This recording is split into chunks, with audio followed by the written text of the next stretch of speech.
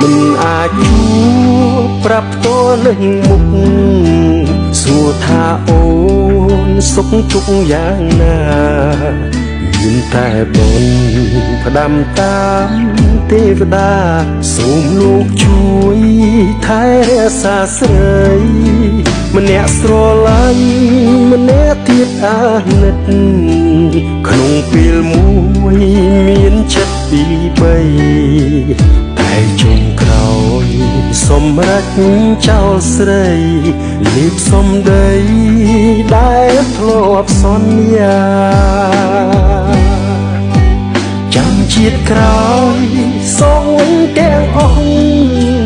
ចាំជាតិក្រោយធ្វើមនុស្សស្មោះតែជីវ៉ាក្នុងជាតិនឹង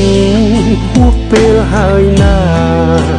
មានបញ្ហាបើឲ្យម្នាក់ទៀតព្រមគ្រាបិទសំលេងលែងឲ្យអូនលឺ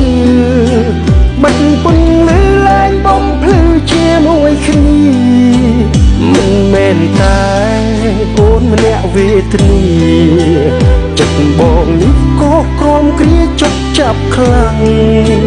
តែស្ងៀមមិនស្ដី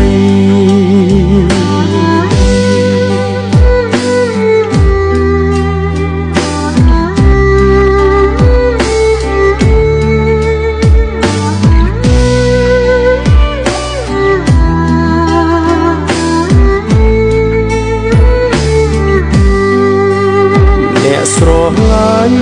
ម្នាក់ទៀតអាណិតក្នុងពេលមួយមានចិត្តទីបីតែចុងក្រោយសម្រេចចោលស្រីលេបសំដីដែលធ្លាប់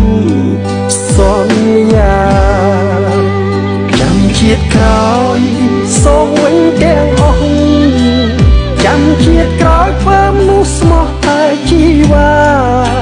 ក្នុងជាតិនឹងហួសពេលហើយណាមានបញ្ហាបើឲ្យម្នាក់ទៀតព្រមគ្រាបិទសំលេងលែងឲ្យអូនលឺបិទពន្លឺលែងបំភ្លឺជាមួយគ្នាមិនមែនតែ